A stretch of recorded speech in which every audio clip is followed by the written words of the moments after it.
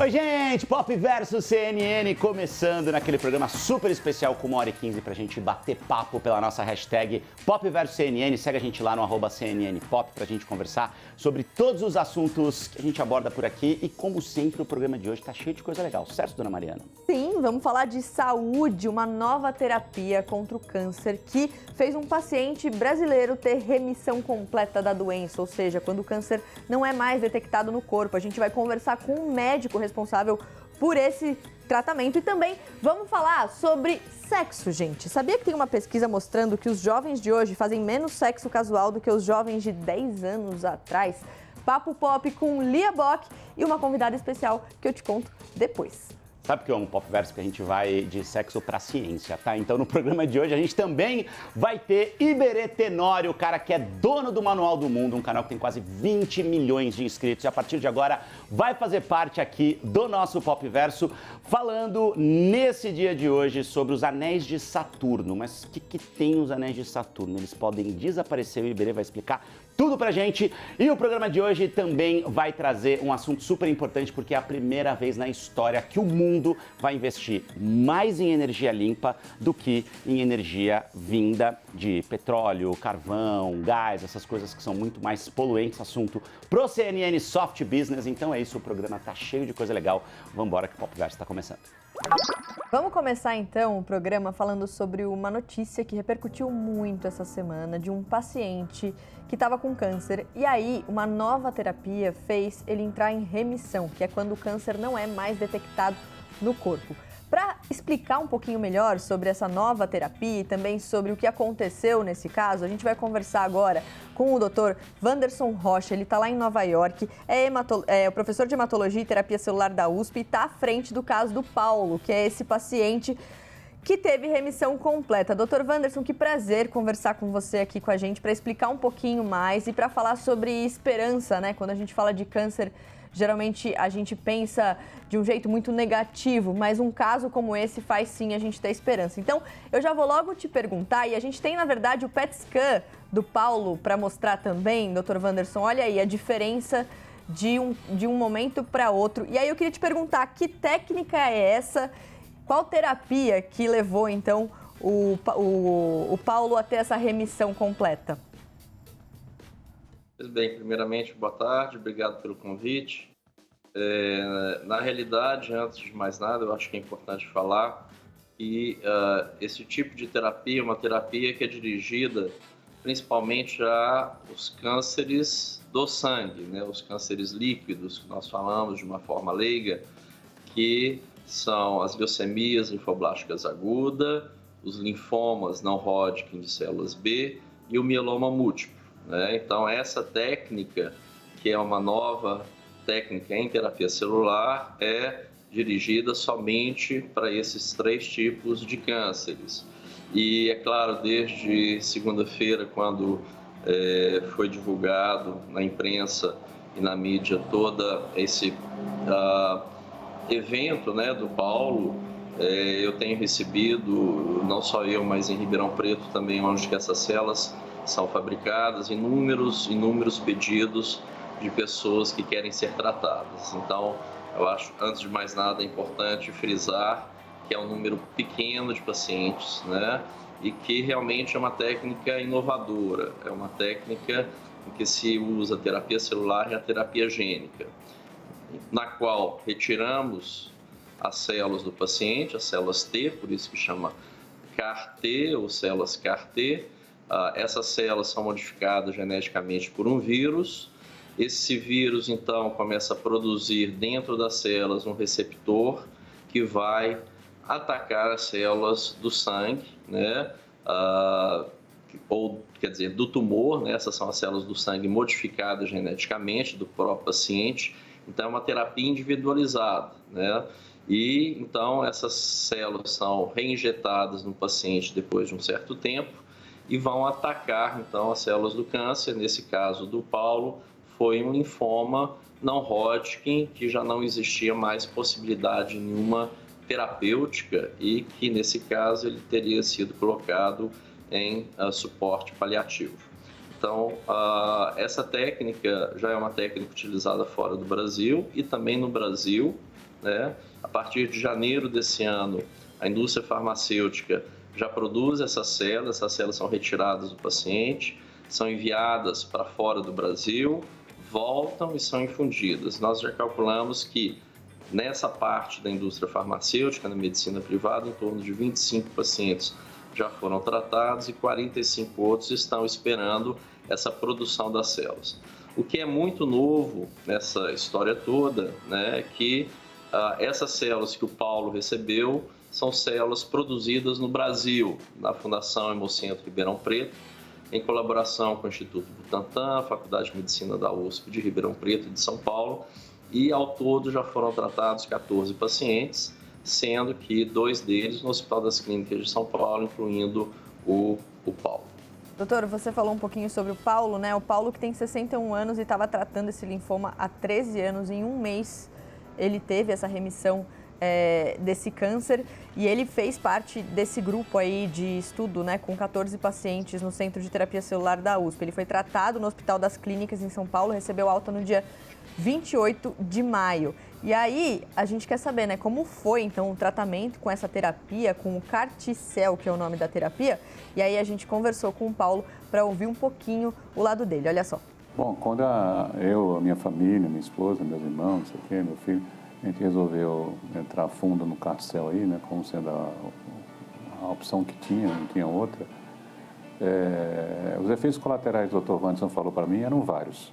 Então, eu tive uma febre, né, no primeiro dia pós CAR-T-cell, pós-infusão, uma febre que me levou à UTI, mas é normal, porque o Dr. Wanderson tinha avisado isso, qualquer febre que é sinal de infecção, a pessoa é levada para a UTI e fica lá uns dias, né, só para monitoramento.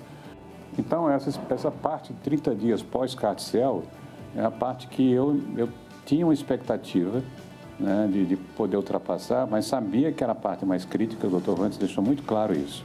Então, eu me senti seguro, entendeu? Nada de alarde, você vai passar por isso, vai ficar mal, não. Eu acho que a função do médico não é só curar, é levar esperança também. E a forma que o médico aborda determinado assunto é fundamental para que não tire a esperança do paciente. Bom, primeiro, sobre a regressão do câncer, é importante ressaltar que a minha primeira alta do CAR-T-cell, ela não foi agora, dia 28. Eu tive uma primeira alta que aconteceu no dia 28 de abril passado, exatamente 30 dias antes desse dia 28 agora. E aí, só que aí eu comecei a apresentar alguns sintomas que minha esposa foi monitorando, comecei a ter uma dor na perna, calafrio, me cobri com 2 cobertores, isso já era de tarde do dia 28. Ou seja, descobriu-se depois que era uma bactéria hospitalar, dessas que encontram em todos os hospitais, infelizmente, no mundo afora. E essa bactéria se instalou na minha corrente sanguínea e me levou à internação com septicemia mesmo, dentro do hospital aqui no HC, no pronto-socorro, onde eu fiquei internado uma semana. Eu ressuscitei 2 vezes, pelo menos. Uma foi pelo câncer curado, no dia 28, efetivamente. E segundo foi pela septicemia que eu consegui sair após uma semana de internação. Mas graças a Deus, graças à fé e à ciência, que eu sempre digo, que eu estou aqui para falar com vocês e compartilhar um pouco sobre isso. Obrigado, um abraço a todos. Ô, Paulo, que bom te ouvir. O doutor está emocionado aí, o doutor que cuidou do caso do Paulo. A gente viu até uma foto ali de vocês juntos e ele falando sobre a importância que o senhor teve justamente em não tirar a esperança do paciente. E eu sei, imagino, doutor, que você esteja recebendo muitas mensagens de pessoas querendo saber sobre essa nova terapia. Eu lidei com isso em casa. Meu pai teve câncer e eu sei como a gente se apega a qualquer novo tratamento, qualquer fiozinho de esperança que isso pode trazer pra gente.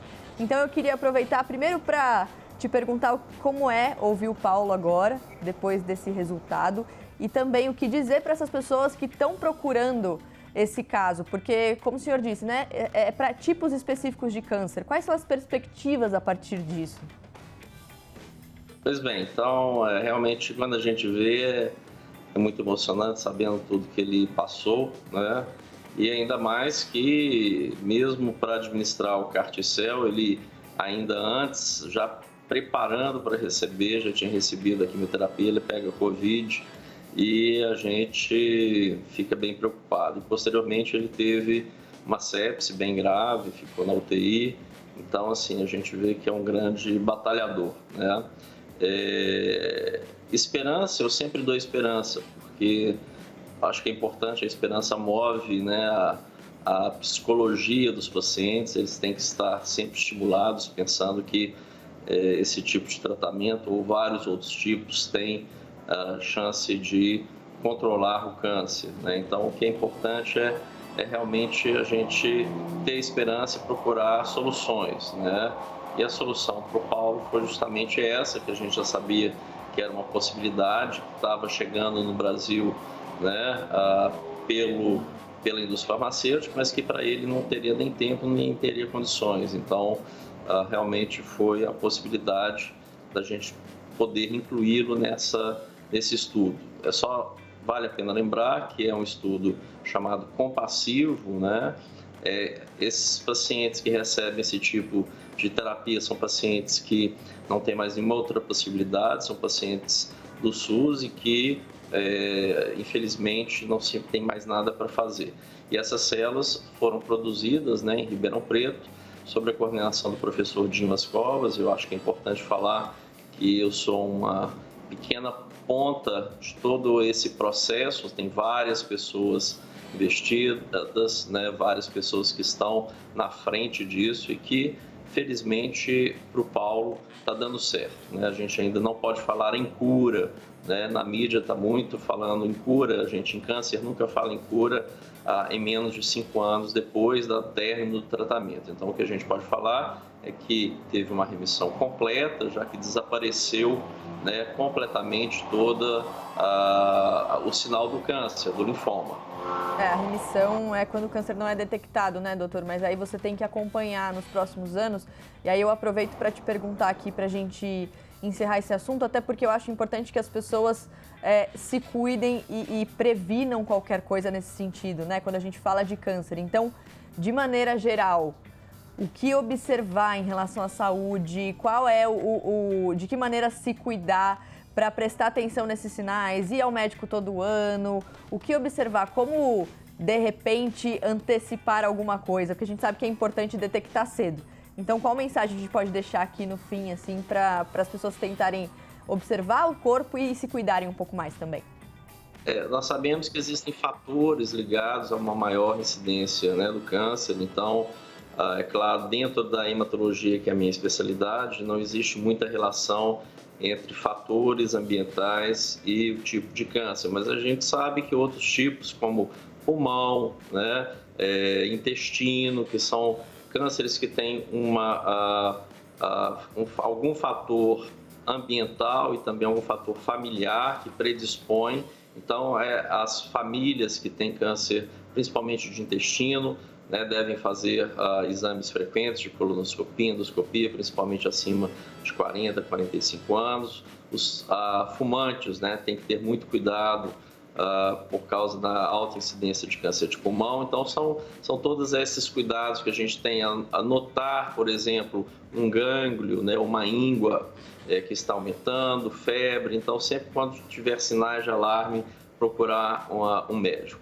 Agora, o que eu queria falar é que eu estou aqui nos Estados Unidos e tenho visto muitas pesquisas utilizando o CAR-T-cell para outras doenças. Então, acho que é importante a gente ter essa esperança também, né, para outros tipos de câncer. Então, por exemplo, hoje mesmo eu vi pacientes com câncer gástrico recebendo esse tipo de terapia, mas ainda é tudo a nível experimental, né? Então, é importante que os estudos clínicos devem ser realizados. Infelizmente, no Brasil, pelo preço elevado dessa nova terapia, nós não temos estudos ainda sendo realizados, né?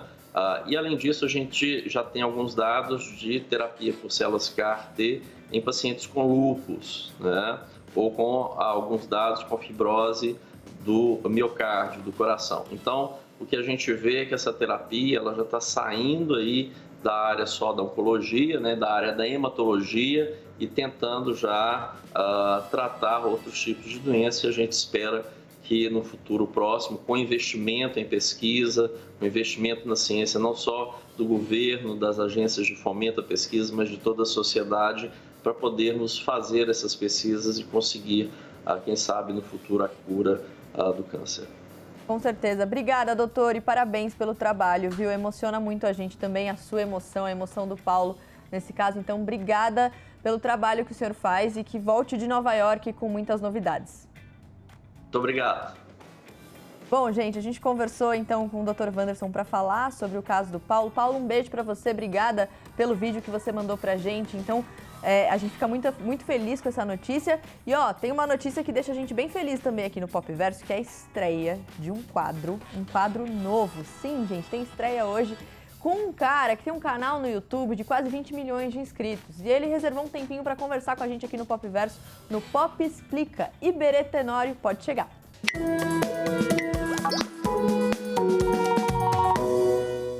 Até com vinheta própria, você viu que chique? Ficou chique demais, hein? Nossa, que emoção. Iberê, Que bem-vindo bacana. ao Pop Verso. Muito legal ter você aqui. Agora, então, você vai participar com a gente para tentar explicar algumas coisas que são difíceis de entender aí pelo mundo. Vamos lá, né? dar um contexto do que a gente tá vendo nas notícias. Tá bom, vamos lá então. O Iberê que tem um canal gigantesco, Manual do Mundo, na internet, faz o maior sucesso. 15 anos já, né? 15 anos esse ano. 15 anos estrada. tentando entender algumas coisas aí que são muito difíceis, mas que você já conseguiu. Então vamos tentar entender hoje uma notícia recente que diz o seguinte: até nos bastidores aqui a gente estava conversando e eu confesso que minha cabeça deu uma bugada de leve, por isso que o Iberê tá aqui. Olha lá, anéis de Saturno estão desaparecendo, Iberê. Estão desaparecendo. É o seguinte, a gente mandou uma sonda para Saturno, uma sonda robozinho que fica estudando Saturno, que chamava Cassini, e ela pegou um monte de dados e a gente está estudando agora esses dados para entender. E uma coisa que eles perceberam, que os cientistas perceberam, é, primeiro, que os anéis de Saturno não existem faz muito tempo. Eles têm mais ou menos uns 100 milhões de anos. Tá, mas aí defina muito tempo pro mundo, né? Muito tempo. Porque o planeta Terra, por exemplo, tem 4 bilhões e meio. Tá, entendi. Um exemplo, entendi. os dinossauros, eles viveram, o meteoro acabou com os dinossauros uns 60 e poucos milhões de anos. Isso quer dizer que os dinossauros mais velhos, os old school, eles não viam os anéis de Saturno. Se eles pegassem um telescópio e olhassem para Saturno, não iam ver os anéis. Entendi. Claro, e os mais novinhos já veriam os anéis. Entendi. Então é isso quer dizer recente, que vai. é recente pensando em termos espaciais ali. E eles vão desaparecer também mais ou menos daqui 100 milhões de anos, porque eles perceberam que esses anéis, eles são de gelo. Os anéis são feitos principalmente de gelo. Uma parte vai chovendo, vai caindo mesmo em Saturno. Outra parte, quando passa algum objeto ali, acaba perturbando esses gelinhos que estão lá e eles caem no planeta de volta. Então isso quer dizer que provavelmente daqui a 100 milhões de anos, sei lá que bicho que vai estar vivendo aqui no planeta Terra, ele também não vai mais poder pegar um telescópio e ver os anéis de Saturno. A gente vai ver só um anelzinho fraquinho, provavelmente. Mas aí é um problema para as pessoas lá do futuro. Vamos entender agora, então, o que a gente sabe sobre Saturno. Vamos lá. O que são esses tais anéis, né, afinal de contas? Uma coisa muito legal, já olhando esse infográfico, é que são anéis, não é um anel só. Então são várias faixas aqui de anéis, cada uma vai numa velocidade diferente, tem composição diferente, é muito legal isso. Saturno é um planeta gigantesco, é um planeta gasoso, então a maior parte é gás, ele tem um núcleo sólido dentro, mas é muito maior que o planeta Terra, 116 mil quilômetros de diâmetro, é absurdo. E os anéis são maiores ainda, 270 mil quilômetros de uma ponta até a outra. Então, para padrões terráqueos, só o núcleo dele já é bem maior que a Terra. A Terra Uau! tem 12. Nossa Então, Senhora! é um planeta completamente, é o segundo maior do sistema solar. Então isso aqui que a gente está vendo aqui, daqui 100 milhões de anos. Provavelmente vai ter uma bordinha ainda, porque outros planetas do sistema solar, como Júpiter, Urano, Netuno, eles têm um anelzinho, só que a gente não vê com facilidade. É um anelzinho bem fraquinho. Provavelmente é isso que vai ser uma sombrinha, vai ser mais triste, né?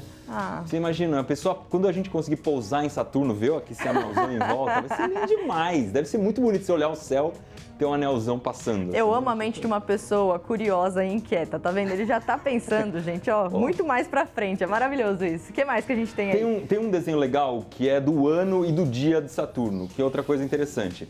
Saturno, ele roda, a rotação dele é de 10 horas e 42 minutos. Isso quer dizer que um dia em Saturno tem essa duração. O detalhe é que Saturno é muito maior que a Terra, então ele gira mais rápido que a Terra num planeta maior. Então a velocidade ali no equador de Saturno é absurda, é muito rápido. Em compensação, um ano em Saturno dura 29 anos terrestres. Uau! É muito lento, né? Demora muito mais tempo para ele dar a volta em volta do Sol. Isso é interessante porque a Terra tem hora que passa perto de Saturno, depois se afasta, passa perto de novo. Então, a nossa posição em relação a Saturno não é fixa. Tem hora que a gente está mais perto dele, tem hora que está mais longe. Nossa, minha cabeça buga com essas coisas, porque é isso, a gente porque aqui os na dois Terra, estão girando em volta no do Sol. nosso dia a dia, a gente não imagina o que está acontecendo além, né? E para você que está aí assistindo reclama que o dia tem 24 horas, gente, pensa assim, se você tivesse em Saturno, ia ser muito pior. Então assim, sempre depende do ponto de vista. Tudo depende do ponto de vista. O que mais que a gente tem aí? Ia ser esquisito morar em Saturno também, porque o Sol ia se pôr e nascer muito rápido, né?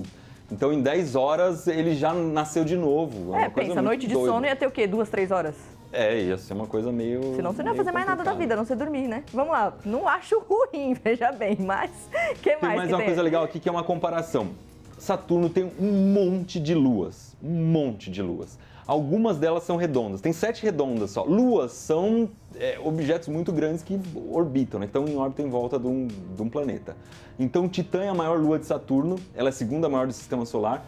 Comparando aqui com a nossa Lua, olha que legal, ela é bem maior que a nossa Lua.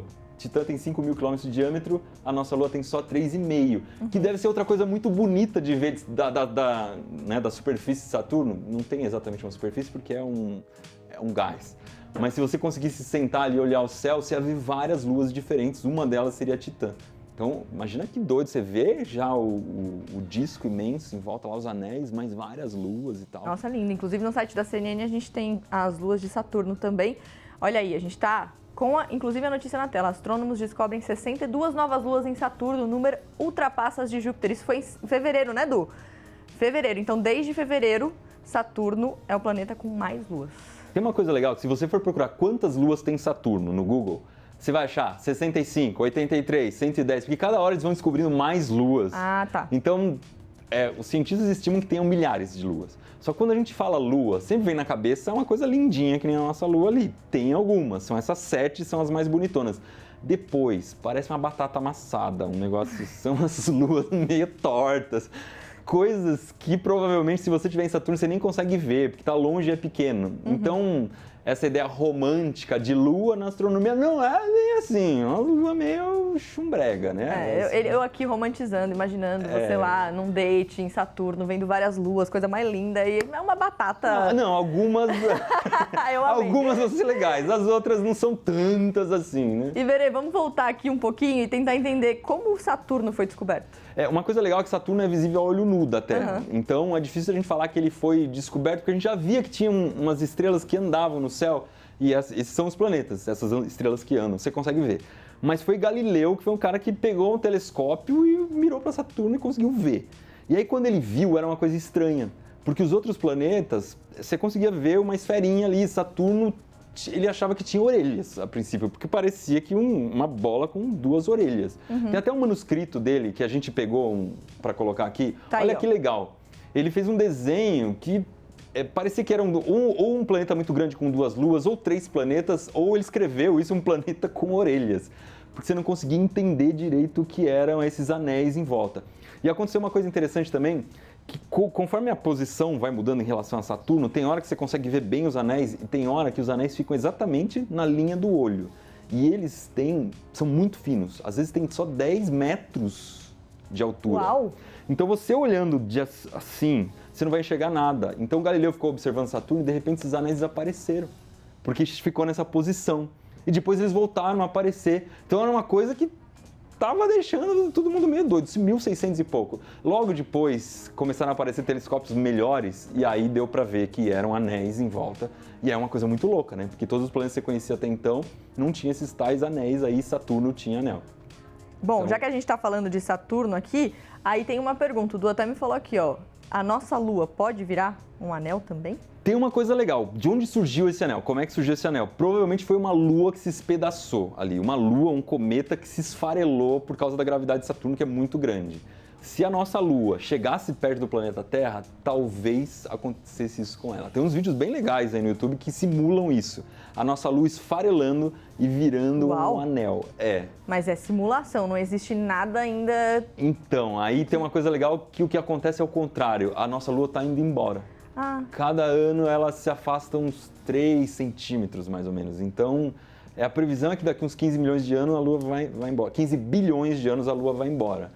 Mas aí também tem uma coisa que daqui a 15 bilhões de anos, provavelmente o Sol já vai ter engolido a Terra, todo esse fenômeno que vai acontecer com o Sol ao longo de bilhões de anos, mas acho que é um assunto para um próximo Popverso, hein? Essa é a minha cara no fim da conversa. Então, assim, basicamente, gente, a Lua tá indo embora, Os anéis o de Sol Saturno vai comer a Terra. e os anéis de Saturno estão desaparecendo. E esse é o final Só tem feliz notícia ruim. desse Pop Explica. A estreia do Pop Explica termina o quê? Com viveram felizes para sempre fora da Terra. Porque assim, gente, ó, só tragédia pela frente, mas a gente tá falando de bilhões de anos. Então assim, ó, joga pro futuro, joga pro futuro. E joga pro futuro também que o Iberê em breve tá de volta para explicar muito mais coisas pra gente. Iberê, obrigada, bem-vindo mais uma vez. Obrigado. Um prazer enorme ter você aqui. Eu espero que da próxima vez você volte com previsões um pouco mais otimistas. Vamos tentar, não é fácil ter previsão otimista, viu? Sobre o universo. A gente Fechou. vamos aguardar aqui otimista também, gente. Continuando agora o Popverso. Bom, gente, vindo dessa notícia do Iberê de que o mundo vai acabar daqui a milhões de anos, ou centenas de milhares de anos, acho que não é para nossa geração nem para os nossos filhos, né? Milhares de milhões. Enfim, gente, o mundo vai acabar em algum momento, mas não agora. Agora o que a gente tem que olhar é para a nossa vida, para as nossas finanças, para o nosso bolso e, no caso, para a Terra, que ainda vai durar alguns bons anos, olhando para a sustentabilidade. É a primeira vez na história que a gente, enfim, tem mais investimentos em energia limpa do que em energia suja, vamos dizer assim, combustíveis fósseis, assunto para o nosso CNN Business. Então, vamos embora.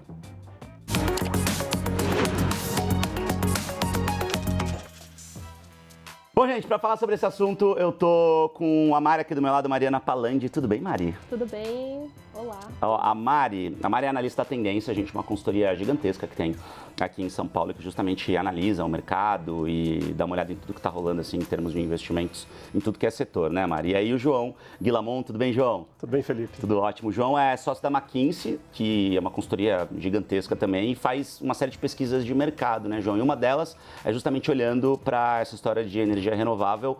A gente está vivendo realmente um momento que é super importante, né? A gente, Exato. enfim, está olhando mais para energias limpas, né? A gente está no momento em que finalmente podemos ver essa transição acontecendo. Então a gente vê energia renovável hoje, no Brasil em particular, é a energia mais barata, especialmente a eletricidade, mas também ganhando espaço em outras formas de energia, né? E a gente vê isso globalmente. Então, o movimento que a gente tem percebido é que finalmente a renovável tem conseguido nos dar aqui um custo mais baixo, muitas vezes, dependendo da situação. Ela consegue nos dar uma segurança até de abastecimento no sistema como um todo, e ela consegue nos dar essa sustentabilidade, uma emissão menor de CO2. Tá, mas o mercado realmente está olhando para isso, Mari, porque uma coisa é seu discurso bonitinho e tal, e na prática os investidores, a galera realmente não está fazendo com que isso reverta em dinheiro, em vendas, em conscientização. A gente, esses números agora eles mostram que a gente realmente, enfim, chegou no momento em que as energias renováveis estão sendo vistas pelos investidores como algo rentável e importante. A gente tem um movimento aí, especialmente nas empresas, né, de controlar, tentar colocar num ambiente acessível todos os fornecedores, né? Então, da onde que vem a energia que eu estou consumindo, da onde vem o insumo que eu preciso para produzir o meu bem. Então, assim, tem um movimento do mercado que quer mostrar para a sociedade que o que eu produzo é bom, é sustentável e tem uma visão ainda de longo prazo, pensando economicamente que essa empresa vai existir no fim dos tempos, ali quando a gente não tiver mais carbono, né? Sim. Então, existe de fato essa tendência de mercado. E isso a gente fala assim que parte bastante de incentivos, né? Então, o mercado de crédito, então o financiador, ele está começando a olhar também para da onde você tira esses insumos, se é de energia limpa, se é de energia renovável, para inclusive te dar benefícios nos empréstimos que você faz. Quando você fala mercado de crédito, você está falando quem está Bancos, colocando realmente exatamente. dinheiro para fazer investimentos em geração de energia, né? Então, Perfeito. preciso gerar energia. Em vez de fazer ali uma usina que está queimando óleo para gerar energia, eu vou fazer, sei lá, uma hidrelétrica a mais, um campo de geração com esses ventiladores gigantescos, esses cataventos que a gente está vendo na tela aí, que são campos de energia de vento, né? Energia eólica. É basicamente isso. Então, quem está emprestando essa grana está começando a se preocupar um pouco mais como essa grana vai ser usada em termos de geração, é isso? Exatamente. Tem algumas instituições, alguns bancos que já falam que não investem mais em carbono intensivo, em energias com base em combustíveis fósseis, e outros estão encarecendo esse nível desse custo de empréstimo.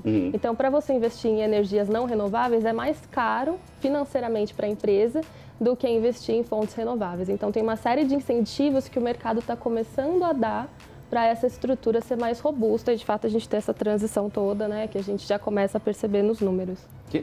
Essa transição está um pouquinho atrasada já, né, João? A gente está falando... Atrasada e lenta. Atrasada e lenta, e vem devagar. A gente tem uns números até para a gente colocar aqui no telão, porque quando a gente fala em transição energética, é um negócio que a gente está falando já há muito tempo, né, e pensa numa transição que vem vindo devagar, né, mas os números estão mostrando que hoje, né, 2023...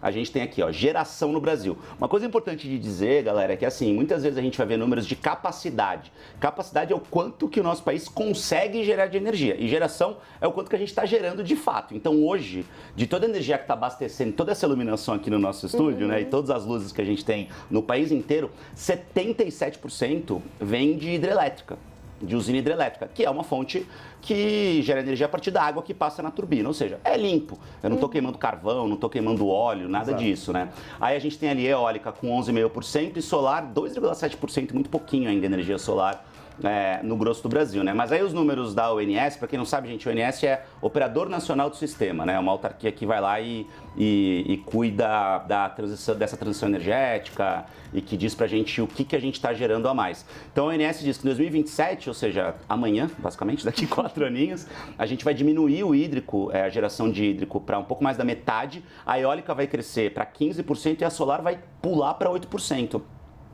A gente percebe que a previsão para daqui a 4 anos é que o solar ganhe bastante espaço. Isso, eu confesso que eu fiquei surpreso, João, porque quando a gente pensa em energia solar, é um negócio que gera energia quando tem sol. Não costuma ter sol de noite, só durante o dia. Mas tem vento à noite, né? Então tem muito especialista que diz que o eólico é mais eficiente porque tem geração 24 horas por dia, né? Por que a solar vai crescer tanto, cara? O que vocês conseguiram identificar na McKinsey? A solar vai crescer tanto porque ela agora é a forma mais barata de você crescer a capacidade do sistema, de você aumentar a geração no Brasil. Então é custo mesmo. É custo, esse é o principal ponto. Tem os fatores que a Mari até comentou também. As empresas e mesmo as pessoas estão mais preocupadas com a imagem que elas passam, com a sustentabilidade das suas operações, no caso das empresas. Então elas estão buscando essa fonte, né? Se a gente pega, por exemplo, 2023, Felipe, a gente está crescendo, assim, a grosso modo, vou arredondar um pouco os números, a nossa capacidade, como você falou, de geração é de 200 gigawatts, mais ou menos. O que significa isso na prática? Né? Então a gente pode gerar ali 200 gigawatts no Brasil, você poderia quebrar toda a geração no Brasil em 200 partes. Tá, e aí vamos supor, esses 200 gigawatts são suficientes para atender o Brasil inteiro? Suficientes para o Brasil inteiro, 200 e tantos milhões de pessoas aqui, todas as empresas, todo o nosso consumo de eletricidade. Tá. A gente está crescendo só em solar esse ano, mais ou menos 1 giga por mês. Então imagina que você tem esses 200 pedacinhos, você adiciona 1 de solar a cada mês, foi o que a gente fez agora de janeiro até maio. É um ritmo de crescimento muito acelerado. É bastante coisa, né? É bastante. Tanto o solar, uma grande usina solar centralizada no interior da Bahia ou coisa do tipo, quanto o solar distribuído. O que é isso? É você colocar no telhado do prédio, no telhado da casa, num terreno, alguma coisa desse tipo. Aquelas placas pretas grandonas, né? Aquelas placas pretas, exato. E isso acaba sendo muito mais viável para as cidades, por exemplo, né? Porque ninguém vai colocar um aerogerador, né? Dentro de casa, né? Colocar um catavento gigante. Então, principalmente para cidades grandes, né? Lugares, metrópoles, São Paulo, as grandes capitais, o solar acaba crescendo bastante também, porque se a gente olhar por cima a quantidade de telhado que tem, né? A disponibilidade para isso é grande. Né? Exato. Só que ainda é caro, né? Ainda custa algumas dezenas de milhares de reais ali para você forrar o telhado da sua casa com energia solar. Qual que é o grande impeditivo hoje que faz com que essa transição, como o João falou, ainda seja muito lenta? Eu acho que tem a questão do custo, né? Tem a questão de interesses, a questão acho que muito importante do mercado se estruturar para dar os incentivos certos, né? Então, e os governos também, né? Exatamente. Isenção fiscal e coisas do tipo, regulamentação, toda a parte de incentivo de políticas públicas, tem toda uma estrutura que precisa estar funcionando para incentivar as energias renováveis, né? Quando o João comenta, por exemplo, do consumidor, né, de ter ali em placas de casa, prédios, etc., para quem está dentro dentro de casa, isso é muito vantajoso, porque imagina que você vai reduzir muito sua conta de luz e se ainda você gerar um excedente, você pode vender isso, né, para o sistema. Isso é uma coisa legal que pouca gente sabe, né? Você consegue ser gerador de energia para sua cidade. Isso é muito legal, né? Então eu tenho muita placa ali no telhado da minha casa, é mais do que eu preciso, você devolve energia para a rede. É um barato. Você joga energia na rede, você ainda recebe por isso, né? Isso é uma possibilidade legal. Mas precisa de incentivo, né? Claro. Na média, ninguém tem dinheiro para fazer isso. É caro, então, por isso né? que precisa ter uma estrutura de mercado capaz de gerar esses incentivos e capaz de fazer essa substituição ali no dia a dia das pessoas, no dia a dia das empresas.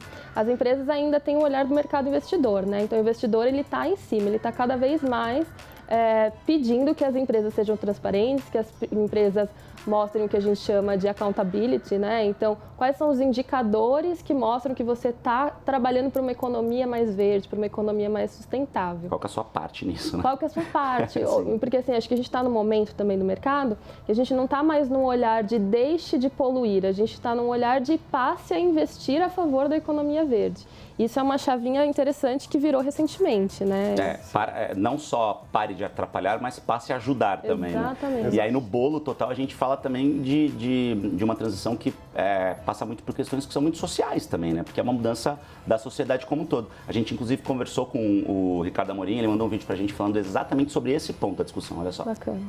O potencial de investimento em energia verde, energia renovável no Brasil é simplesmente gigantesco. Por questões climáticas, a geração de energia com a mesma turbina eólica ou com a mesma placa solar no Nordeste brasileiro é mais ou menos 30% maior do que o que a gente tem quando era usada na Europa. E isso, no caso da turbina eólica, porque o nosso vento é mais estável, e no caso do sol, falar do Nordeste, acho que não tem muita dúvida do porquê. A parte ainda mais significativa é que, além do impacto ambiental, do impacto econômico, porque o custo da energia verde hoje é mais barato do que do custo da energia térmica, que é muito pior para o meio ambiente. Além disso, a gente tem um impacto social, porque as regiões que estão recebendo a maior parte desses investimentos, a imensa maior parte, mais de 80% dos investimentos em energia verde no Brasil, acontecem no Nordeste e principalmente no sertão nordestino. Isso está tendo um impacto muito significativo de redução de pobreza nos locais mais pobres do Brasil. Então, tem ganhos ambientais, financeiros e ainda por cima sociais também muito significativos.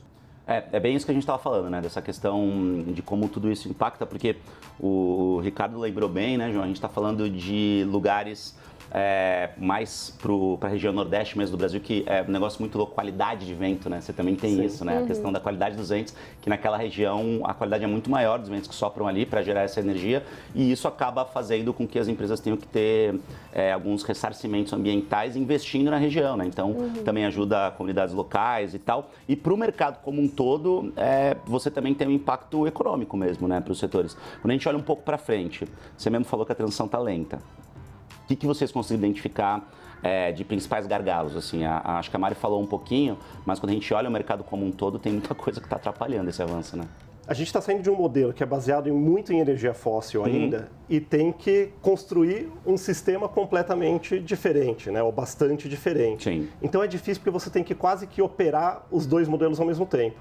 É como se você estivesse trocando ali de carro, trocando de geladeira, o que quer que seja, e você ao mesmo tempo tem que manter a antiga e a nova funcionando até que você consiga trabalhar só com uma delas. É um baita de um trabalho, né? Um baita de um trabalho. Então, se você pensar tudo que a gente construiu de capacidade de geração aqui no Brasil em mais de 100 anos, falar que a gente vai ter agora que reconstruir uma parte disso para que seja renovável, tem uma dificuldade bastante grande, né? Dá para fazer, mas dá trabalho, dá bastante trabalho, né? Tem que estar todo mundo muito orquestrado e muito alinhado, né? Para realmente isso acontecer, senão num curto, num médio prazo, pelo menos, né, Mari? Porque não dá pra gente esperar 100 anos para isso virar uma realidade, né? Cada vez mais urgente, né? Que a gente fale sobre essa pauta, que haja investimento nesse sentido. E é interessante pegar o que o João falou, né? Que às vezes a gente fala muito, tem que investir em energias renováveis, tem que investir nessa substituição das questões carbono intensivas. Por outro lado, até trazendo um ponto em complemento ao João, a indústria, ela está preparada para receber um tipo de energia, né? Então, assim, a fonte renovável, ela de fato é um pouco mais intermitente do que a térmica, por exemplo, né? Que a gente está o tempo todo ali gerando energia sem parar, né? Exatamente. No Brasil, deu uma seca, ativa a térmica. econômica, né? E a gente fica nesse ciclo. Por quê? Porque a gente tem uma indústria que está preparada para receber ali uma fonte de energia intermitente, né? Então, que vai estar ali continuamente.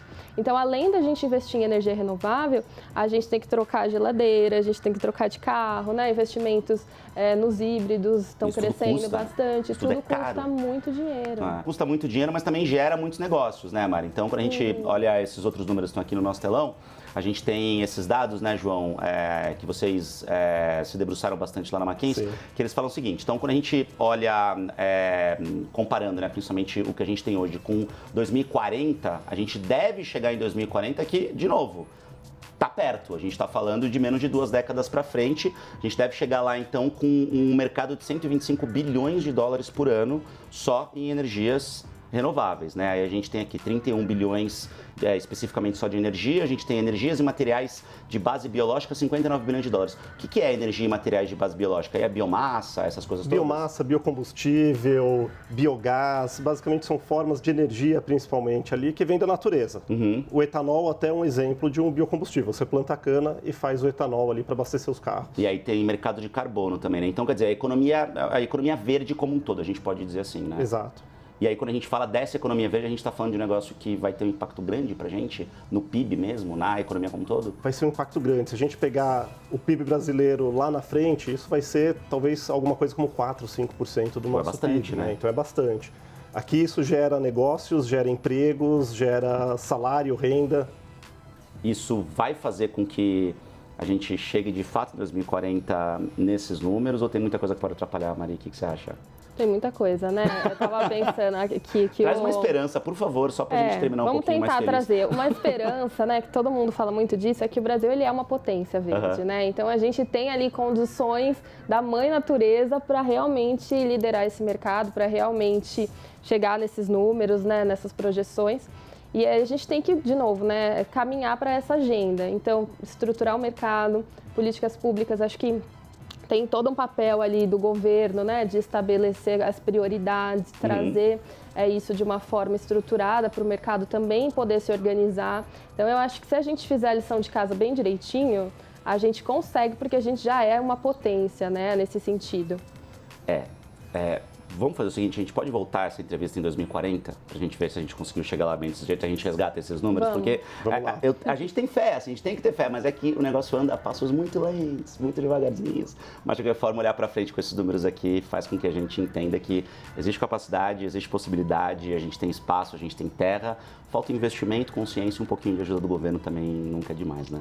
E um nível de punição também, né? Então, assim, como que a gente vai olhar para quem não está no pacto, para quem não está nesse pacto da economia verde, né? Como que essas empresas elas vão ser tratadas também, né? Então, na minha análise, assim, vai ter que chegar um momento que vai ter que haver multa, vai ter que haver alguma coisa pelo nível de poluição dessas empresas, né? A gente já tem um pouco, mas ainda é tímido. A fiscalização é muito falha. A fiscalização é falha, mas assim, a gente vai ter que criar mais arcabouço, mais incentivos para realmente fazer essa transição de uma forma acelerada, né? É isso.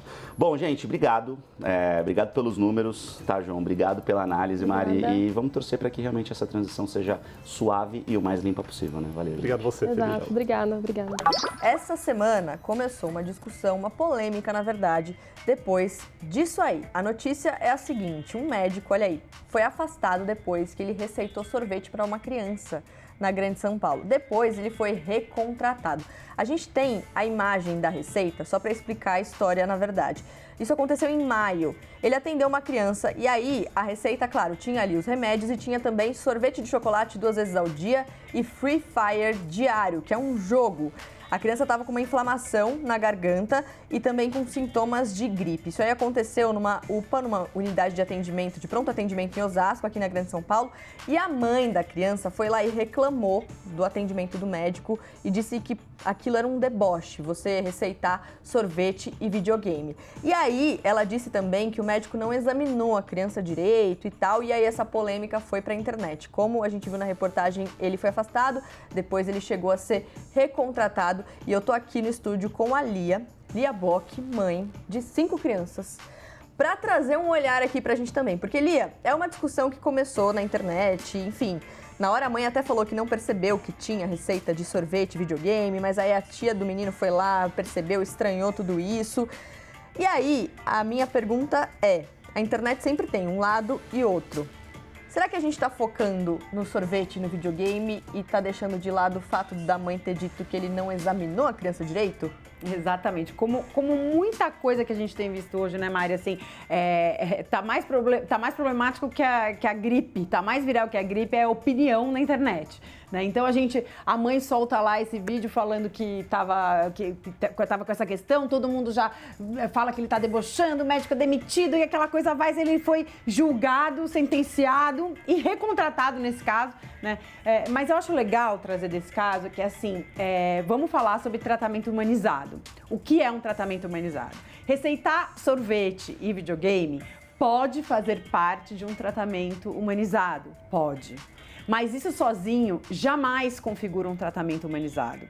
Se a mãe está dizendo, e aí são as palavras dela, que o menino não foi nem examinado, que não olhou nem a garganta, que não chegou perto da criança, isso jamais vai ser um tratamento humanizado. Mesmo que ele receite sorvete e jogo de videogame para ser simpático no final. Porque tratamento humanizado não é ser simpático. O tratamento humanizado, ele surgiu como uma demanda para você olhar o indivíduo como um todo e não a doença em si. Porque a medicina foi evoluindo, os remédios foram evoluindo, as vacinas, e a gente começou a olhar muito as doenças, né? Tipo, que doença que eu vou tratar? Mas aí teve uma necessidade de uma parte dos médicos, da medicina, de falar, vamos olhar essa pessoa como um todo, vamos olhar tudo, né? Vamos analisar como a coisa está indo. Que, na verdade, deveria ser todo tratamento médico deveria ser humanizado, né? Mas esse passo atrás veio por uma necessidade que estava se especificando muito, olhando só a ponta. Um exemplo. Vai que o menino tá, supondo, o menino tá doente, na verdade, de tanto que ele está usando as telas e jogando e ficando dentro de casa e não toma sol e não faz mais nada. Isso seria um tratamento humanizado, entendeu? Para entender por que ele está ficando tão doente, por que ele está com uma reincidência na doença, por que ele está tantas vezes indo ao médico. Isso seria como que um afastamento. Então, mais importante do que a gente ficar discutindo se o médico deve receitar ou não sorvete, claro que sorvete não é remédio, né? Assim, ver que tratamento que essas unidades de atendimento para a população mais carente está dando para essas pessoas. Não olhar a garganta do menino, não examinar o menino e passar uma lista enorme de remédios, que a lista é enorme, porque a gente teve acesso, né? Como a gente viu ali, é uma lista grande, passou todos os remédios, passou para tudo que é coisa. Isso não é um tratamento humanizado, isso não é nenhum tratamento adequado. E aí a sindicância vai dizer o que a gente tem que fazer com isso, né? O Conselho Regional de Medicina de São Paulo disse que até o momento não foi notificado oficialmente sobre esse caso, mas que depois que receber a denúncia vai sim investigar. Como a Lia disse, né, a gente viu a notícia de que ele foi afastado, depois recontratado, e o prefeito de Osasco avaliou o caso como um atendimento humanizado, dizendo: na receita há a prescrição de toda a medicação necessária ao paciente. Quando ele coloca o sorvete e o jogo, ele quis humanizar o atendimento. Mas é isso, eu acho que o caso é um pouco anterior, né, no sentido de como essa criança foi atendida. Eu trabalhei 3 anos com saúde dentro do jornalismo e eu lembro que muitos médicos diziam: a conversa vai te dar tanta informação, mas tanta informação que você vai conseguir de fato entender o que está acontecendo, e às vezes um detalhe que para o paciente é nada, só parte do dia a dia, uma dor aqui na pontinha do dedo do pé. Para o médico pode levar uma informação que de fato vai fazer diferença no tratamento. Então, a questão é anterior, a gente está fazendo o tratamento de saúde ideal, a partir disso, aí a gente pensa no tratamento humanizado, porque claro que faz diferença, né, Lia, quando a gente pensa em criança, até pro emocional dessa criança, de ter que ir pro médico, e aí vai pro hospital, e aí é chato, a criança não quer fazer isso, a criança tá com dor e tal. Isso, o médico fazer uma brincadeirinha, né? Isso faz parte, até pra mãe, de repente, depois, tem os remédios, mas depois vai ter o sorvete e o videogame, isso pode ajudar. Mas desde que o atendimento seja feito da maneira correta do ponto de vista de saúde, né? Não é isso que define um tratamento humanizado, não é isso que define um bom tratamento, muito pelo contrário, eu acho que a discussão justamente tem que servir para a gente olhar como é que está sendo feito esse tratamento, né? Não é falar assim, receitou... Gente, se receitar sorvete fosse humanizado, o mundo estava salvo. Que a gente está precisando humanizar várias coisas, viu, Mari? Nós estamos precisando humanizar a política, está precisando humanizar. Nós precisando humanizar o divórcio, tá precisando humanizar o divórcio. Ela aproveitou o momento para ela fazer a denúncia aqui, ó. Ela quer falar. Precisando humanizar várias coisas e o tratamento médico é um deles. Com certeza, gente, porque quando a gente vai no médico, não sei vocês que assistem ao Popverso, depois vocês podem até mandar lá na hashtag PopversoNN, eu fico apavorada, eu chego perguntando já quanto tempo de vida eu tenho, às vezes é só uma virose, porque eu realmente sou apavorada com o médico, eu tenho muito medo disso. Então, faz parte do jogo que o médico faz, tranquilizar, né, o paciente, ainda mais quando a gente está falando de uma criança. E aí minha próxima pergunta é, quando a gente está falando de uma mãe também, porque às vezes a mãe também está apavorada, né, Lia? Então, não é só olhar para a criança, claro, mas também entender o contexto familiar ali naquele momento, né? Um tratamento humanizado, ele olha não só para o paciente, mas para toda a família, para todo o entorno daquele paciente, seja uma criança ou um adulto. Isso é fundamental, assim, o tratamento humanizado, ele é contexto, né? Ele é olhar tudo, ele é respeitar tudo aquilo. E no caso de uma criança, olhar para essa mãe ou para esse pai ou quem está junto, né? E interagir de uma forma que essa pessoa se sinta acolhida, porque humanizado não é só acolhimento, mas o acolhimento faz parte do tratamento humanizado, a pessoa se sentir bem, sentir que ela está sendo bem atendida, sentir que tudo está sendo visto, que nada deixou passar, né, que nós vamos fazer de uma forma que respeite o meu corpo todo, minha cabeça, não só taca aqui o remédio e o sorvete e o videogame e tá resolvido, não, como é que a gente não vai chegar mais nesse lugar, como é que a gente vai evitar essa doença. Tratamento humanizado é uma coisa gigante, não é sorvete e videogame. Bom, gente, é importante também lembrar o seguinte, né? Muita gente tem medo de ir ao médico, como eu disse, eu às vezes também tenho medo de fazer isso, mas isso não tem que ser um obstáculo para você procurar um médico, né? Porque é isso, às vezes o ambiente quadradão, né, Lia? Aquela coisa de consultório e tudo mais, ainda mais para as crianças, por isso que tantos médicos colocam brinquedos, colocam ali atividades lúdicas para as crianças e tal, justamente para atrair, para tirar essa resistência que muita gente tem de procurar um médico. Então, assim, se a gente puder tirar uma conclusão dessa história, sim, o Conselho Regional de Medicina vai apurar, vai investigar o que aconteceu, porque é isso, é com eles, né? A gente está aqui na parte da informação, de conteúdo, vamos deixar com eles essa investigação. A gente tá com a receita aí na tela. Não queimem esse médico, mas também não batam palmas para ele, não ainda. Vamos avaliar o que fazer a partir disso, né? Para melhorar o nosso atendimento com as crianças e com todo mundo. E pra gente, como paciente, acho que vale justamente a gente não deixar de ir ao médico, procurar ajuda sempre que for o caso e se cuidar, gente. Cuidar do corpo, da cabeça, da saúde mental, de todos os jeitos, porque isso é importante pra gente. Lia, obrigada. Não vou me despedir, porque eu sei que você volta ainda hoje pra gente conversar. Hoje eu tô aqui, tô full. Sobre sexo, gente. Pois é, os jovens de hoje estão fazendo menos sexo do que os jovens de 10 anos atrás. A gente vai falar sobre isso ainda no Popverso de hoje.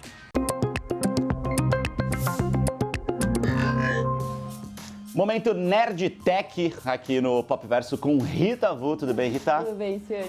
Rita, a gente teve uma corrida espacial no século passado, ainda, né, entre Estados Unidos e União Soviética. A gente está tendo uma reedição disso agora com os Estados Unidos e China? Tá rolando? Dá pra dizer que sim, será? Dá sim, é que nem tá tendo a corrida pela inteligência artificial. Agora, não só os governos estão nessa corrida, mas também várias empresas privadas.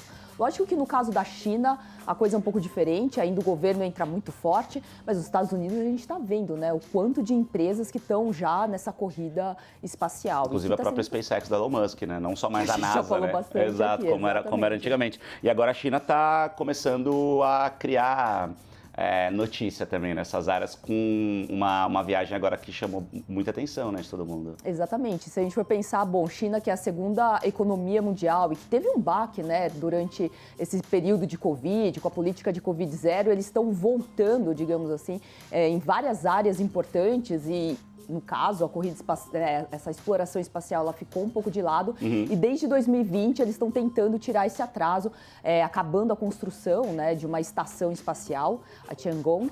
E é exatamente nessa estação que a gente teve agora, recente, um voo que pra gente foi segunda-feira, pra eles já era terça-feira, de um foguete aí que levou 3 tripulantes, né, 3 astronautas para essa estação, né? A gente teve aí o primeiro civil, que é um professor de aeronáutica e astronáutica, que vai fazer fazer uma série de experimentos no laboratório que eles têm nessa estação, que foi finalizada no final do ano passado.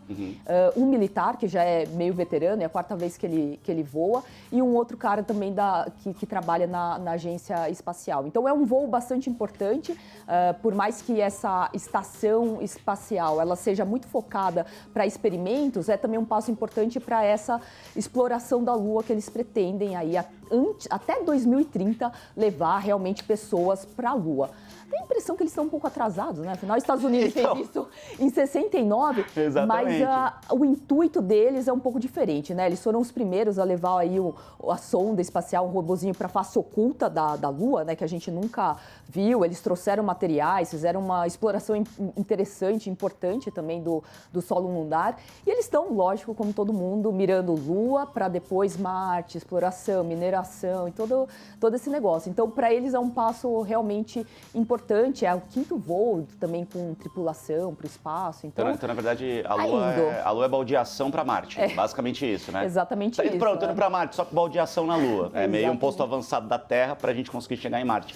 Quando a gente fala em estação espacial, a gente está falando meio de um laboratório que fica no espaço. É basicamente isso? É basicamente isso. No caso, né, a gente tem a mais importante, conhecida, que é a Estação Espacial Internacional, que era essa cooperação, né, entre Estados Unidos, Japão, vários países da Europa e Canadá, e a China ela meio que foi expulsa. E por isso que em 2011 eles começaram essa construção. E é exatamente o foco para experimentos, né? Então esse cientista, no caso o professor, ele vai principalmente para fazer experimentos relacionados à física quântica, relatividade geral, estudo de tempo e frequência, que também é um passo importante quando a gente pensa tecnologia, inteligência artificial, computação quântica. Então esses experimentos eles acabam sendo muito importantes. Mas é isso, é um laboratório que fica, no caso da estação da China, a 450 quilômetros aí do nosso solo na Terra, né, no zero aqui. Então não é nada muito longe, não fica... Tanto é que o voo dá pra ir de carro, 400, 500 km dá pra ir de carro. É pouco, mas eles chegaram em 6 horas. Então, assim, é tranquilo, né? Muito diferente do que realmente ir para a Lua.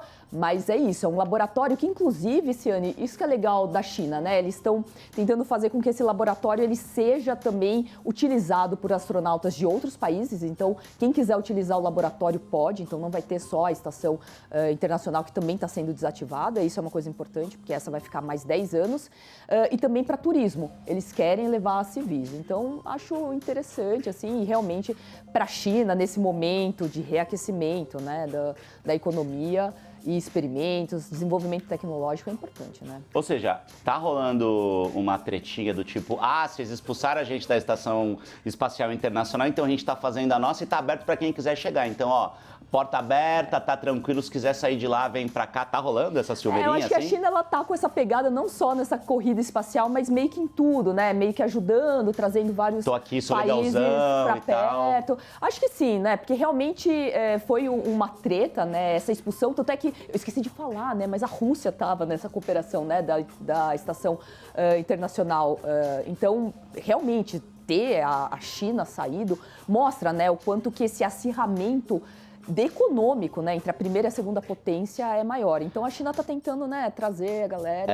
Vem pra cá, sou legal, que é mais ou menos o que ela faz aqui embaixo em questões comerciais, em questões industriais, de mão de obra. É estratégico. É estratégico e aí só pra gente encerrar, gente, eu sempre gosto de dar esse olhar um pouquinho para além da notícia, né? A gente precisa também entender esse negócio fora do mundo, do ponto de vista geopolítico da nossa terra aqui. Então, é a China, mais uma vez, querendo ganhar poder. Exato. Muito além só dos estudos, das pesquisas. No fim do dia, é sempre sobre poder. Basicamente isso, né? Grana, porque a exploração espacial, ó, tá aí. Exatamente. A galera tá de olho. Então é por isso que a gente precisa ficar esperto nesse assunto também. É interessante, é legal, é bacana, é gostoso falar sobre isso e tal, mas no fim do dia é sempre poder, é sempre política. Tô aqui, ó, no cantinho do estúdio, já sentadinha, porque chegou a hora de conversar, bater um papo sobre o que rolou na internet essa semana. E olha que o papo de hoje tá bem quente.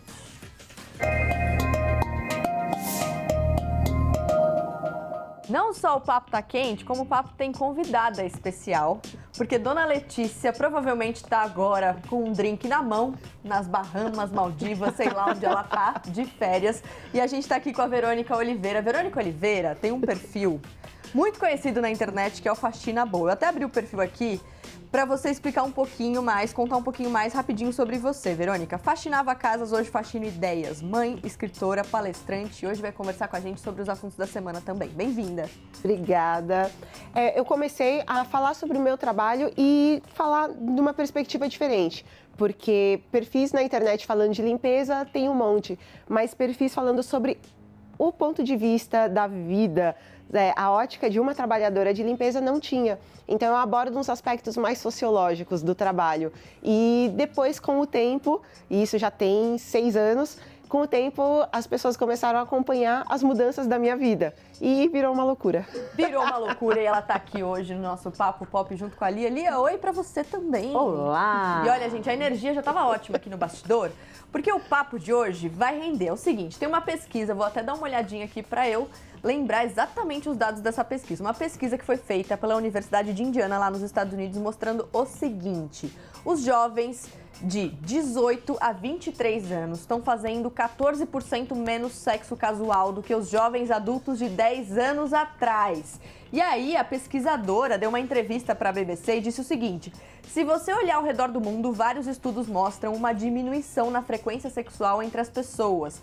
Então, parece ser uma verdadeira tendência internacional. E aí tem um livro que foi escrito por uma psicóloga mostrando o seguinte: as outras gerações, as gerações dos nossos pais, avós, tinham uma maior interação sexual. Olha isso, membros da geração X, nascidos nos anos 70, ou seja, pais da maioria dos centennials, relataram uma média de 10 parceiros sexuais ao longo da vida. Ao passo que os membros da geração Z afirmaram ter feito sexo com 5 parceiros. E aí eles explicam aqui os motivos e citam a internet também como um dos prováveis motivos para essa diminuição da vida sexual dos jovens. E aí eu vou jogar pra vocês agora, porque eu amei essa julgo, pesquisa. viu? Então, um dos motivos é que eles dizem que estão cansados. Assim, gente, quem não tá cansado hoje em dia, não é mesmo? Sim, eu acho que tem a sobrecarga de trabalho. Eu acho que hoje a gente começa a trabalhar num ritmo um pouco mais surreal do que tempos atrás. E isso pode afetar, porque você vai perguntar, a pessoa fala que prefere tirar uma soneca do que fazer sexo. Mas não é só isso também. O que eu acho? Que a gente achou que a tecnologia ia vir para que a gente trabalhasse menos. E no fundo, quando a tecnologia chegou, a gente começou a trabalhar Deu errado. Deu ruim. E a gente volta que é cilada, né, gente? Socorro. A gente começou a trabalhar enlouquecidamente e não só isso. A gente tem muita reportagem para ler, muita notícia para dar conta. A gente tem muita série para dar conta, muito podcast para dar conta. A gente tem muita gente para dar conta, porque antes era só por telefone, carta. Agora é assim, ó, você tem que dar conta das pessoas ali. Tem que responder rápido. Responder rápido. Então a gente tá com uma carga mental puxada, que a tecnologia trouxe essa carga mental puxada. Aí chega no fim do dia, você quer o quê? Dormir, né? Dormir, não. E tem outra questão também, né? Tava dando uma lida aqui sobre essa pesquisa e sobre outras pesquisas que também falam sobre vida sexual dos jovens, a questão dos aplicativos. Porque você entra num aplicativo, você tem ali acesso a muitas pessoas. E aí, de repente, isso pode até tirar a vontade, curiosamente, de você querer conhecer pessoas. Porque aí acaba virando um negócio quase que automático e você tá lá e você fala: ai, quer saber? Eu vou fazer qualquer outra coisa. Será que a gente tá menos... A gente, eu me incluindo na geração jovem, tá? Vocês perceberam? A gente jovem. A gente é jovem. Será que a gente tá, sei lá, menos romântico? Tem uma coisa o cardápio ali, o negócio de você ficar virando e vendo foto e tal. Aí já fica satisfeito, não precisa nem transar. Será? Esquisito. Então, não sei, será que a gente perdeu a conquista? Eu já vi muitas pessoas falando isso, que... Galera troca nudes, mas não se pega. Isso, você não consegue trocar 3 palavras com a pessoa pra criar, de fato, uma conexão muito grande. E, assim, conexão acaba também levando ao sexo. Será que os jovens estão mais exigentes, Lia? Eu não sei se mais exigentes. Agora, uma coisa que eu acho é que, assim, há uns 10 anos, a gente teve um boom da liberdade. Talvez mais, até 15 anos, a gente teve um boom da liberdade, principalmente da mulher, mas uma liberdade para falar de sexo também, né? E aí, tudo que, quando libera, vai muito, né? Você fala, vou fazer. Eu me lembro muito bem de que a gente achava que ser livre sexualmente era transar com todo mundo mais um pouco. Era fazer de tudo, era ser muito louca na cama, não sei o que. Tinha esse estímulo, inclusive, para as mulheres. As mulheres livres eram aquelas que estavam dando para todo mundo, né? Assim, falando numa linguagem bem popular. E aí eu acho que tem uma ressaca agora disso, sabe? Das pessoas perceberem, principalmente as mulheres, que, na verdade, liberdade não é isso. Sim. Liberdade é você poder fazer o que você quer. Não é ficar com todo mundo, é você poder falar, esse cara eu não quero transar com ele. O poder da escolha. Eu dei match com ele aqui no aplicativo, mas eu tô achando ele meio mala, não vou sair. Sabe, é você ter essa escolha. Eu acho que hoje a gente tá mais empoderada desse lugar. E isso colocou a gente também muito mais assim, eu vou transar com quem eu quero, na hora que eu quero. É muito mais sábio, vai. Essa coisa também de sair transando com todo mundo, isso é vazio. Porque no fundo a gente sabe que a maioria dessas trans vão ser péssimas. Eu tenho conversado com muitas mulheres jovens e elas têm falado muito mal das transas casuais por aí, sabe? Daí eu fico pensando, de fato é melhor. Às vezes ficar em casa e escutar um podcast, ver uma série, né? Assistir ao Pop Verso. E também, assim, a gente vem falando cada vez mais sobre sexo. Que bom, isso é importante para as mulheres também. E parece que essa geração também tem menos vergonha de dizer que tá sem transar. Na sua época, Verônica, você lembra como era conversar sobre isso? Na sua época, sou muito. Não. Eu tô me incluindo em todas as gerações aqui, gente. Todas as gerações. Você lembra como era conversar sobre sexo ou sobre a falta de sexo? Assim, eu me lembro na minha adolescência, era uma coisa mesmo muito retraída, a gente não falava. E aí, com o tempo, agora com meus 25 para 30 anos, já era uma conversa mais livre, mais aberta. Mas é interessante porque a gente tinha essa ideia do ser escolhida. E hoje eu vejo muito mais a ideia de escolher com quem a gente quer ou não quer transar. Eu não preciso esperar que um cara me escolha, eu posso escolher um cara.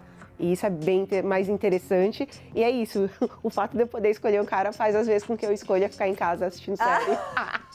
Isso é o quê, gente? Sabedoria. Sabedoria. E quem tem sabedoria também, já lá no alto dos seus 75 anos, Arnold Schwarzenegger. Ele deu uma entrevista e aí ele falando justamente sobre a vida sexual dele com a namorada dele. E aí perguntaram pra ele um pouco mais sobre o relacionamento. A gente tem inclusive a reportagem aí, ó. E ele disse o seguinte, abre aspas, na minha idade, sexo é uma palavra de 4 letras, mas não sexo. Help, ou seja, ajuda. E ele felizão ali, ó, com a cervejinha dele e a namorada dele, a fisioterapeuta, a Heather, de 48 anos. Ele diz não ter palavra-código para vida sexual. E aí a gente joga para a geração do outro lado, que aí tem outra realidade, né? E o que eu acho interessante, assim, a gente tem hoje, assim, a gente fala de vibrador e tem vibrador super popularizados. A gente tem os remédios que combatem a disfunção erétil para os homens, que também teve uma mudança muito grande. E mesmo assim, as pessoas estão transando menos. Eu não acho que é só a geração nova, não. Eu acho que é todo mundo, né? É um tempo onde se transa menos. E aí a gente pensa, por que será, né? Porque talvez as pessoas estão achando prazer em outras coisas. Estão achando prazer sozinhas, estão achando prazer em outras coisas da vida também, né? Não só no sexo. E, claro, estão dispersando ali com a tecnologia, né, gente? Estão ali, ó. E esse também era um tabu feminino por muito tempo, né? Descobrir o prazer sozinha. Nossa, quanto tempo a mulher perdeu e pensando que só existia prazer com alguém. E, às vezes, nem consegue também com alguém, né? Hoje tem um movimento das mulheres celibatárias, inclusive, que você encontra vários perfis nas redes sociais que elas contam sobre isso. Elas falam que elas estão há 5, 8 anos sem transar com ninguém, mas elas estão ali com seus vibradores, falando de tesão, de prazer. Então, não é uma vida sem prazer, sem gozo. Uma Exatamente, vida sem as sexo. pessoas acham que o fato de você não interagir sexualmente com outra pessoa, que você não sinta prazer de nenhuma forma. Eu tenho a minha coleçãozinha de vibradores. É isso. Isso é liberdade. Aquilo que a gente volta a dizer aqui. Bom, vamos mudar para o nosso próximo assunto, porque essa semana rolou uma polêmica por causa de uma procuradora lá do Ministério Público de Goiás. Ela falou sobre o salário dela. E ela disse que o salário dela, de R$ 37.500, não era aparentemente um salário bom. E a gente tem um trechinho do que ela falou, e aí depois a gente vai discutir aqui no estúdio. Olha só. Graças a Deus, meu marido é independente. Eu não mantenho minha casa. O meu dinheiro é só para mim fazer minhas vaidades. Graças a Deus. Só para meus brincos, minhas pulseiras e meus sapatos. Mas uma coisa eu falo. Eu tenho dó dos promotores que estão iniciando aqui a carreira. Porque os promotores que têm filhos na escola, que têm que pagar a escola, porque hoje o custo de vida é muito caro. Então eu agradeço a oportunidade, desculpe se eu me exaltei e eu não sou nenhuma oradora, mas eu falei de coração. E quem te fala de coração, fala a verdade. Assim, um salário de R$37 mil para vaidades. A comprinha básica. Um discurso desse. No Brasil que a gente vive, Verônica, qual é a análise que a gente consegue fazer a partir disso? Eu, quando trabalhava como CLT, eu ganhava um salário mínimo. Na época, ainda era R$1.000. Então, eu não consigo nem ter nem estabelecer um paralelo com relação a isso. Depois, trabalhando, fazendo faxinas, eu ganhava entre R$150 e R$170 por dia fazendo faxinas. E aí eu vou dizer que os meus gastos básicos e as minhas vaidades, o máximo da vaidade era talvez comprar um batom, depois, tipo, uma vez ao ano. E aí fica muito difícil quando a sua vaidade é uma bolsa de R$25 mil. Falar de vaidade, né, num Brasil em que a maioria das pessoas não tem esse luxo, né, Lia? Eu peguei um dado aqui do Brasil em Mapas, que é um perfil super legal que faz uns mapas com números brasileiros, né? No Distrito Federal, para você fazer parte do 1% mais rico desse estado, você tem que ganhar 19 mil. Em São Paulo, 16 mil, ou seja, quem ganha 16 mil já está no 1% mais rico. Em Goiás, que é o estado dela, com R$9 mil, você já faz parte do 1% mais rico. É muita falta de noção. Soltar uma fala dessa num país como o Brasil, assim, desconectada da realidade. Muito desconectada. Eu me sinto ofendida, sabe, assim, enquanto brasileira, e sendo que eu não estou na população que ganha um salário mínimo, mas eu me sinto ofendida porque eu acho realmente muito desconectado, sabe? E a gente tem uma coisa no Brasil que é essa despreocupação com a desigualdade social, que ela não pode existir. A gente está sentado em cima dessa desigualdade, a gente vive ela todos os dias, ela pauta a nossa vida sendo você rico ou pobre, né? Então você soltar uma fala dessa, para mim, me soa realmente ofensivo. Eu lembro que durante a pandemia, a gente tinha um programa aqui na CNN que era o Mundo Pós-Pandemia. E aí, em uma das entrevistas, eu lembro que a gente problematizou muito a frase "a gente está no mesmo barco" naquele momento da pandemia. E aí a discussão era justamente essa, a gente não tá no mesmo barco, porque tem gente que tem o guarda-chuva para se proteger da chuva e tem gente que tá tomando chuva. Tinha gente que tava no transatlântico, a galera literalmente no Titanic afundando. Exatamente. E aí tem muita gente que usa esse discurso, né? A gente é igual, a gente tá todo mundo no mesmo barco, Mas esse discurso, que muita gente pode entender como um discurso acolhedor, sim, estamos juntos, é um discurso de total alienação, né? É importante reconhecer que não, a gente não tá no mesmo barco, né, Verônica? Total. E é difícil porque é uma galera que acha que todo mundo parte do mesmo lugar. E a coisa mais distante da realidade é que a gente não tá partindo dos mesmos lugares. Então, é como se ela achasse, eu não sou capaz de sustentar a minha casa com R$30 mil. Pô, como assim? Ela tem a sorte de que o marido dela tem renda porque ela não tem. E aí ela não sabe que a maioria das casas são chefiadas por mulheres e por mulheres que ganham menos de R$1.000 por mês. Bom, obrigada, Verônica. Foi um prazer receber você aqui, conversar adorei. um pouquinho com você, conhecer um pouquinho mais sobre você. @faxinaboa, onde mais a gente te encontra?